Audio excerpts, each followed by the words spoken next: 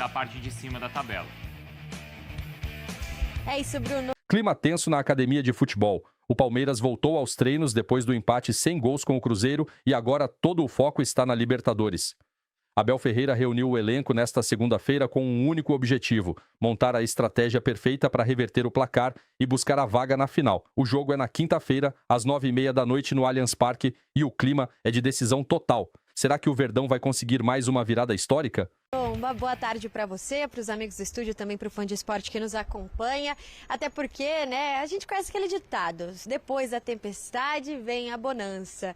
O Palmeiras já tinha tido uma tempestade na última semana, né? Aí acaba que no final de semana toma esse banho de água fria também.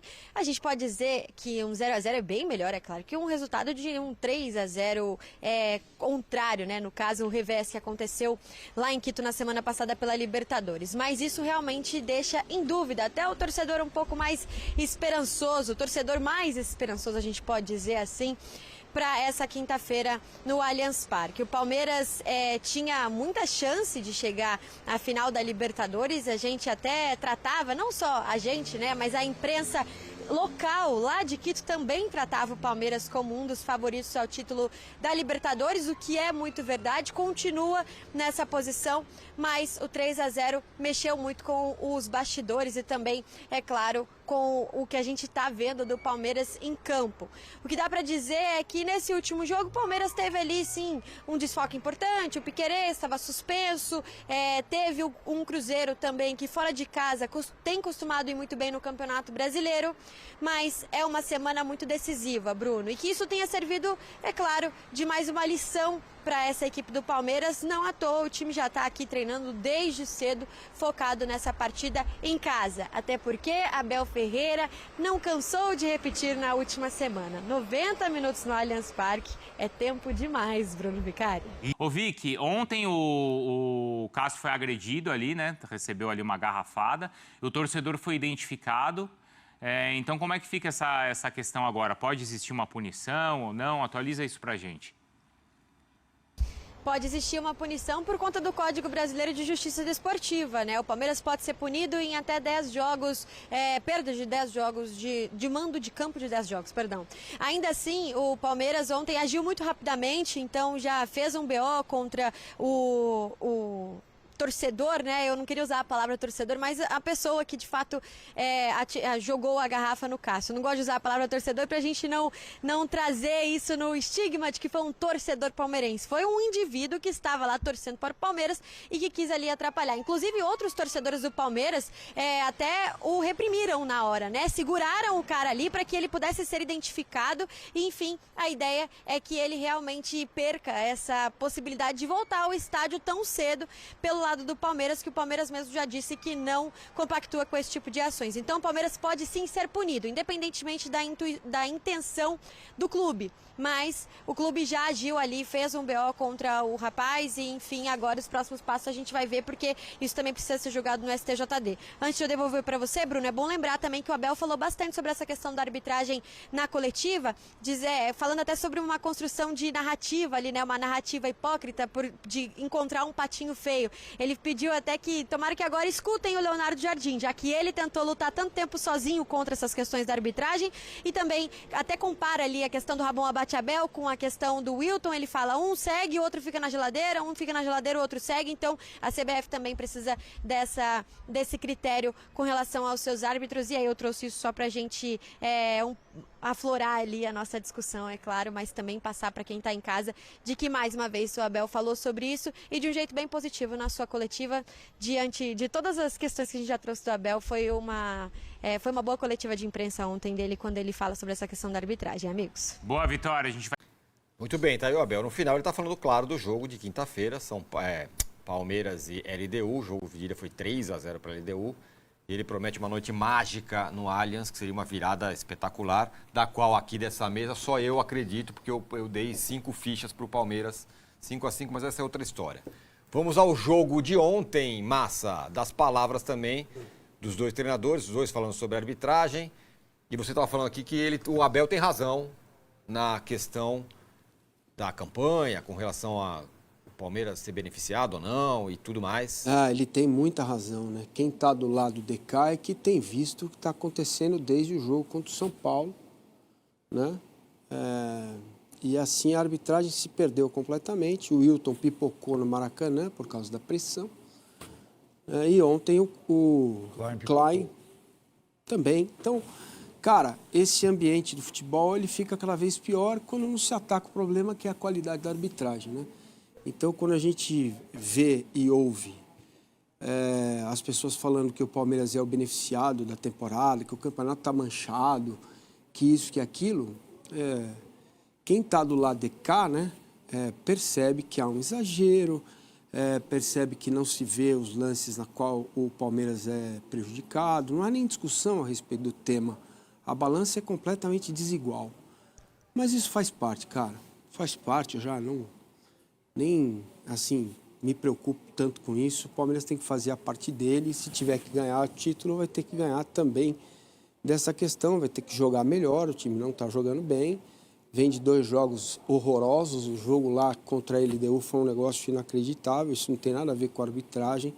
O jogo de ontem também não foi bom, mas ontem, para mim, era compreensível, porque o time chegou sexta-feira, meio-dia, em São Paulo, e tinha um jogo domingo à noite para fazer contra o Cruzeiro, né? E não contra o Fortaleza, comparando com o Flamengo, que acho que não dá nem para comparar. Tem 2 coisas boas no jogo, mais uma que se confirma que é essa, que é o Alan. É inacreditável como o Abel Ferreira ainda insiste com o Rafael Veiga, que é um cara maravilhoso, tem uma história gigante no Palmeiras, mas não tem cabimento o Veiga entrar. Ele entrou ontem de novo, ele não acertou um passe, deu um contra-ataque para o Cruzeiro. Dá para entender você ficar... É muito ruim você ficar 30 minutos praticamente com um adversário, com um jogador a mais, e o Palmeiras criar tão pouco. Não dá para ficar só na questão física, porque ela pesou no início do jogo, depois o Palmeiras foi mudando os seus jogadores e o time melhorou, né? Mas, em termos de campeonato brasileiro, acho que o Palmeiras sabe disputar esse tipo de competição, tem um ponto a mais, uma vitória a mais, e cada vírgula nesse momento ela é importante como vantagem. E essa é uma vantagem que o Palmeiras vai precisar saber usar até o final. Faltam 9 jogos. Esse momento mais difícil do Campeonato Brasileiro para o Palmeiras passou. Vai ter ainda mais 2 momentos difíceis, o Santos em casa, o Santos na Vila, na data FIFA, sem vários jogadores que provavelmente serão convocados, né? E tem uma notícia excelente que é essa aí, né? Carlos Miguel, apesar de toda a grita corintiana, incômodo do Vessa com Carlos Miguel, mas é um goleiro que se mostra capaz de ser titular do Palmeiras. Se não fosse ele, ontem o Palmeiras teria perdido o jogo. E o Klein, eu via 200 vezes o lance, não estou convencido que houve falta, mas no lance do gol, há quem diga que o Cássio estava com a bola dominada, que ele pôs a mão na bola, enfim. Mas o lance primordial foi a entrada do Gustavo Gomes, que deveria ter tomado o cartão vermelho, né? E o Klein foi ao VAR, ouviu e deu só o amarelo. Ele pipocou.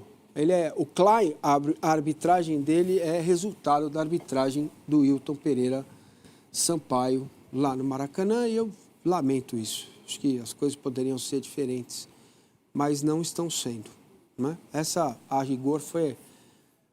Fora o lance do gol, né, anulado, que teve a falta, essa foi a melhor jogada do Palmeiras no segundo tempo, né, trabalhada pelo lado esquerdo. O time sentiu claramente a questão física, né, o Cruzeiro estava de boa.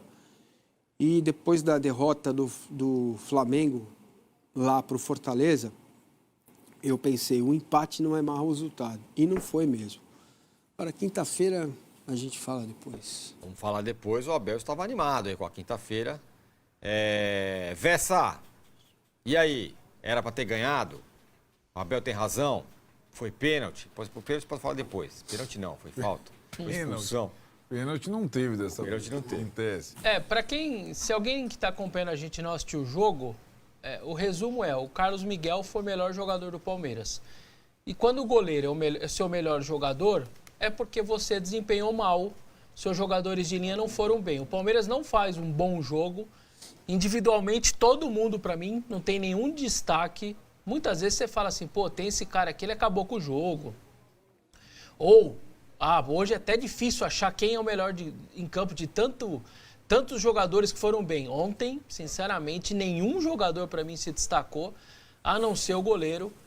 O pessoal falou da última... o Alan, o moleque entrou muito bem. Verdade, o moleque entrou bem. Isso, verdade, é que eu estava contando mais com os titulares na minha cabeça, mas o Alan, sim, entrou bem.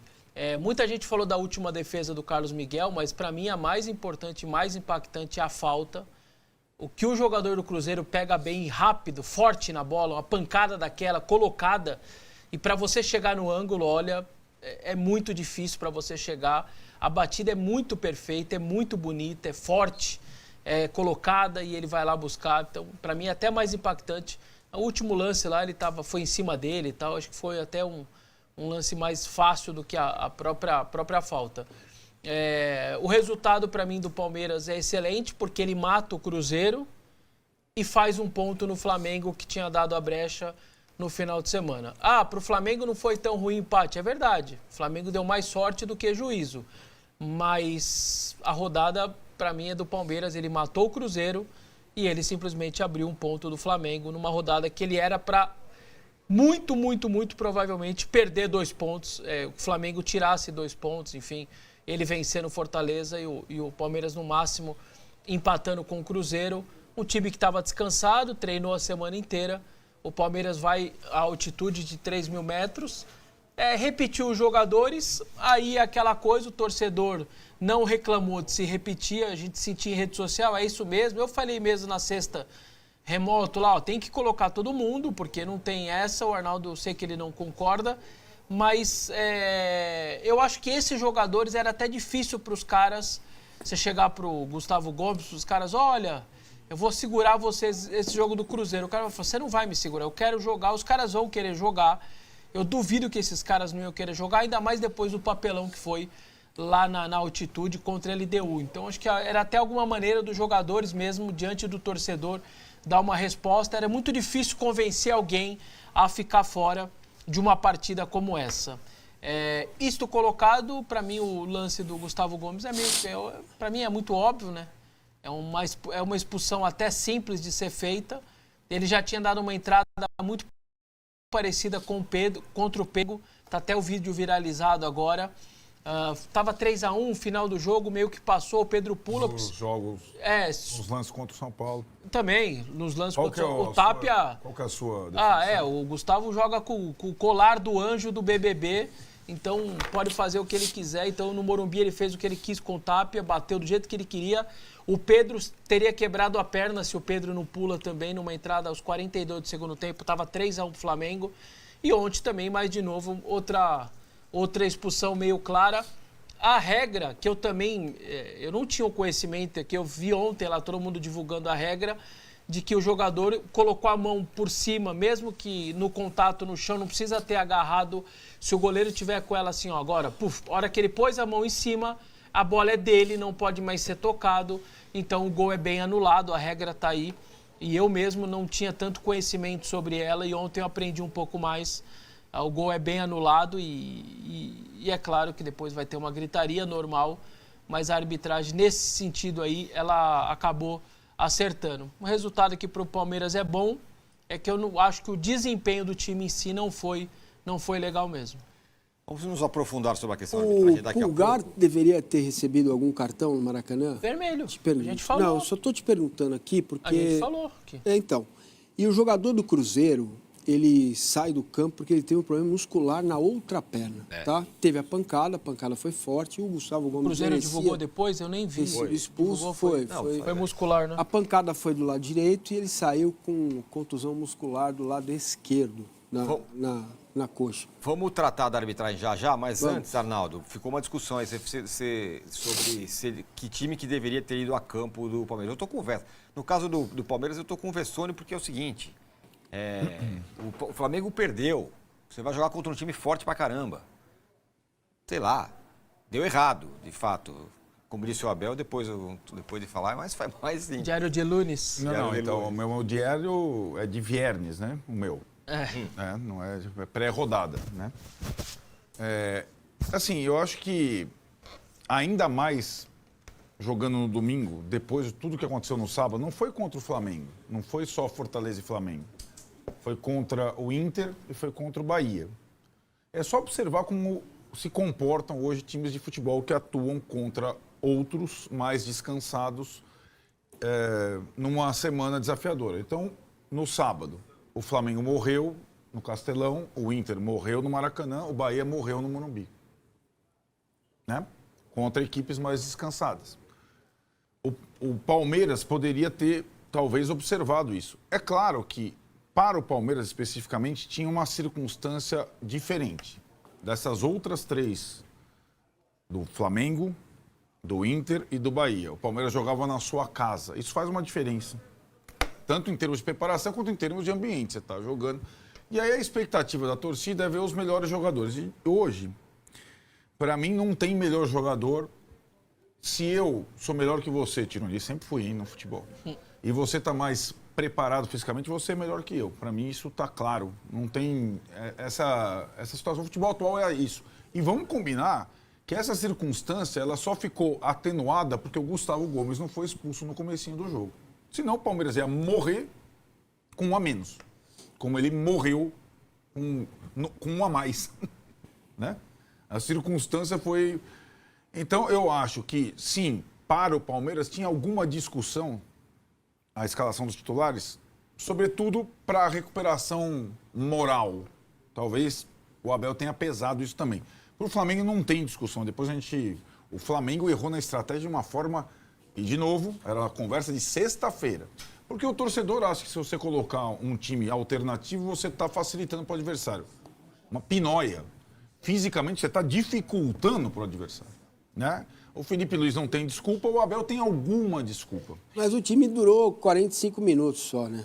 Depois ele foi sendo modificado. Já no intervalo mudou um, e depois com 10 minutos mudou dois, mas e depois foi mudando. Né? A circunstância do jogo era um vermelho direto, o Cruzeiro perde um jogador contundido na primeira etapa, então as circunstâncias acabaram ajudando o Palmeiras na manutenção de um time mais próximo do titular. Enfim, acho sim que o Palmeiras entrou em campo com a vantagem do empate. Foi importante isso. Muitas vezes o time se perde nessa circunstância, né? Eu quero ganhar de qualquer forma. Poderia ter ampliado a vantagem sobre o Flamengo. Teve um jogador a mais, mas não jogou bem. Não jogando bem, o empate fica de bom tamanho em termos de classificação. Então, eu concordo com o Vessone, ele praticamente afasta o Cruzeiro da disputa pelo título. Agora, pensando na quinta-feira, o Palmeiras vai ter que jogar mais, né? Porque ganhar de um adversário quando está perdendo de 3-0 exige o melhor que o Palmeiras tem. E que não foi apresentado nessas duas últimas partidas, longe disso. E também tem uma questão que a gente vem falando sobre esse novo Palmeiras, que muitas vezes é encantador. Ontem não foi, nem na quinta. Não fez gol nos dois jogos, né? Com esse poderio todo, não fez gol nesses dois jogos, que é a vulnerabilidade defensiva desse modelo novo de time. Que inclusive com um a mais quase perdeu com o Caio Jorge na última bola. Então, para ganhar da LDU, é preciso ter o máximo da produção ofensiva e ter a melhor versão defensiva desse novo Palmeiras do Abel. É tudo isso junto num jogo de quinta-feira. Porque se a gente for colocar agora como está o Campeonato Brasileiro, para mim ele vai depender muito do que acontecer no final de semana para os dois. No meio de semana para os dois. Né? Agora eles não se encontram mais. A gente vai falar da sequência de cada um. É uma sequência para o Palmeiras que é muito mais... Fora o Mirassol, ele não joga mais contra a turma do G6, né? Contra o G6, ele fracassa. Ele teve uma vitória. Só que ele não joga mais contra a turma do G6, a não ser o Mirassol. Então ele pode fazer o campeonato dele e ser campeão sem ganhar jogos grandes. Né? Tanto que ele é líder com essa Isso, ele é líder mesmo fazendo um aproveitamento ridículo contra o G6. Está sendo o suficiente porque é quase implacável contra o Mancini falou, G7 para baixo. E ele pode ser campeão nessa toada. Agora, essa toada, para mim, vai depender muito do que aconteceu no meio de semana. E para o Flamengo, idem. Talvez mais ainda, porque ele está 2 pontos atrás. Né? Então, acho que um ponto atrás e uma vitória. Na verdade, isso mudou pouco, né?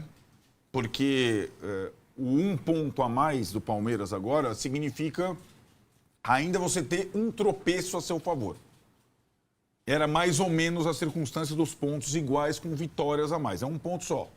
Então, se o Palmeiras empata no final de semana e o Flamengo ganha, o Flamengo ultrapassa, né? Então, não é tanta vantagem a mais, assim, o simbolismo de um ponto a mais hoje ele faz sentido, não é tanta vantagem a mais, mas é uma vantagem considerável, faltando 9 rodadas para cada um. Vamos, Massa, você achou que a estratégia foi ruim? Não, eu achei que tinha que manter os jogadores, pelo menos no primeiro tempo, né? Mas o que eu não entendo são algumas trocas do Abel, né? Colocar o Veiga em campo não faz o menor sentido. Entrou mal, né? Eu não sei até que ponto, né? O Abel vai manter o jogador em campo, sendo que ele não está bem. Isso é pior para o jogador. E tem uma coisa que o Abel sempre falou, eu não sei como ele não consegue perceber isso, né, cara? No jogo contra o Botafogo, ele precisou marcar o Alex Telles, ele colocou o Alan. E o Palmeiras jogou bem, ganhou o jogo no Mundial. No jogo contra o LDU, dá para entender o Veiga marcando o cara que a escalação do Veiga. Dá para entender? Dá para entender isso? É surreal. Assim. Não dá para entender. Então, quando eu perguntei ao Abel lá atrás, naquele Palmeiras e Boca lá, qual era a diferença entre a convicção e a teimosia, ele me respondeu, quem treina sou eu, quem sabe sou eu que faço. Ponto. Aí vou falar o quê? No caso desse, sabia que eu acho que é aquela coisa do lúdico? Não, que lúdico. Sabe assim, o treinador acha que... Na cabeça dele, pô, esse cara já me entregou algumas coisas, eu acho que ele vai do nada, ele vai... A gente fica esperando ele acertar um passe, ele não acerta. O Cruzeiro teve um contra-ataque no primeiro lance com ele com a bola no pé, com o erro dele. Ele não acerta o chute no gol. Ele é um baita jogador. Ele é muito bom, eu gosto muito dele como jogador. Ele já não tá conseguindo. Ele não tá bem. Agora, que loucura foi aquela daquele primeiro tempo contra a LDU lá? Eu não esperava aquilo. Eu esperava até perder o jogo. Sabe? 3-1, 2-1, né? 1-0. Aquilo foge completamente do que é o Palmeiras. Aquilo é um negócio abstrato, né? Que não me convence ainda, na qual eu não aceito um time desse tamanho entrar de forma tão patética com o treinador que tem numa semifinal de Libertadores jogando na altitude. Quer dizer, um time que se preparou para tudo isso, tem protocolo, tem isso, tem biscoito da NASA, tem almofada feita pelo Spielberg. Cara, é inacreditável a postura do time, ainda mais vindo de um jogo contra o Flamengo, né? Que o Palmeiras poderia ter vencido o jogo, não fosse o Hilton. Então, cara, isso me espanta. E o Arnaldo toca num ponto para quinta que eu acho que é interessante, que é o lance do sistema defensivo. De verdade, eu acho que o Palmeiras tem condição de fazer 3 gols na LDU. De verdade, tem mesmo. Só que eu não sei se não toma. O time do Palmeiras para quinta-feira tem que ser esse aqui, ó. É o Carlos Miguel, Kelvin, Fux, Murilo, Querez, Andréas, Felipe Anderson, Alan, Flaco e Vitor Roque. É esse o time. Porque se você entrar no jogo... Pode falar já do jogo de quinta? Pode, a gente vai falar de arbitragem, mas pode. Se quer falar agora. Então, se você for entrar no jogo achando que vai jogar com a bola, não vai. Aliás, esse é um dado interessante, né? Porque o Abel falou sobre 90 minutos é muito tempo no Allianz Parque. Ontem o jogo teve 42 minutos de bola rolando. Imagina parando toda hora. O árbitro Vilmar Roldan, ele tem preguiça de trabalhar. Quanto mais o jogo está parado, para ele, melhor. É tipo um daronco. Entendeu? Daronco magrinho. Daronco magrinho. E tal. Não, é um árbitro que normalmente é o protagonista dos jogos. Sim. Então pode acontecer de qualquer coisa. Falaremos daqui a pouco sobre projetando o que vem por aí sobre Palmeiras e LDU. Porém, como todo mundo falou, todo mundo sabe, não vamos tapar o sol com a peneira. A questão da arbitragem foi muito importante. Teve o lance lá do Gustavo Gomes, que ele poderia ter sido expulso, tomou o cartão amarelo depois que o VAR chamou para revisão. O árbitro, o Klein, deu apenas o cartão amarelo. Já temos o áudio? Temos o áudio do VAR. No último domingo, 26, o Verdão empatou sem gols com o Cruzeiro no Allianz Parque em duelo válido pela 30ª rodada do Brasileirão Betano. O resultado manteve o Palmeiras na liderança isolada da competição com 62 pontos, mas também evidenciou um problema que vem preocupando torcedores e comissão técnica: o desempenho do time em confrontos diretos contra equipes do G6. Apesar da boa campanha no geral, o Palmeiras tem apresentado um aproveitamento muito abaixo do esperado nos jogos contra os principais concorrentes ao título e às vagas na Libertadores. Contra os times que completam o grupo dos 6 primeiros colocados, o Verdão tem números de equipe que briga na parte de baixo da tabela. Ao todo, o time de Abel Ferreira já disputou 9 partidas contra os integrantes do G6 nesta edição do Campeonato Brasileiro. O saldo é negativo, apenas uma vitória, 2 empates e 5 derrotas. O único triunfo veio sobre o Botafogo, no Newton Santos, no confronto do segundo turno, quando o Palmeiras venceu fora de casa em grande atuação.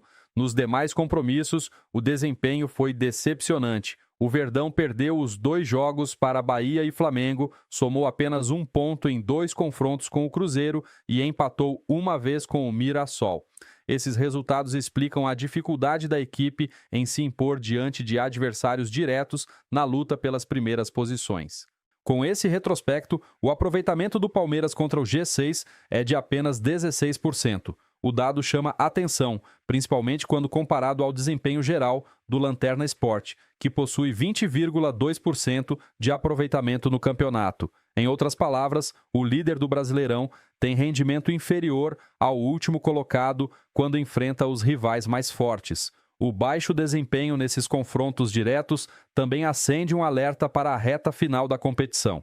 Embora o Verdão mantenha uma distância confortável na liderança, a falta de resultados positivos contra os principais adversários pode ser decisiva nas rodadas finais, especialmente em caso de tropeços inesperados contra equipes da parte de baixo da tabela. Abel Ferreira, por sua vez, reconhece a necessidade de ajustes. O técnico já declarou em outras oportunidades que o Palmeiras precisa ser mais eficaz em jogos grandes e transformar posse de bola em resultado. Com o campeonato se aproximando da reta final, o desempenho contra os times do G6 se tornou uma das principais preocupações da comissão técnica alviverde.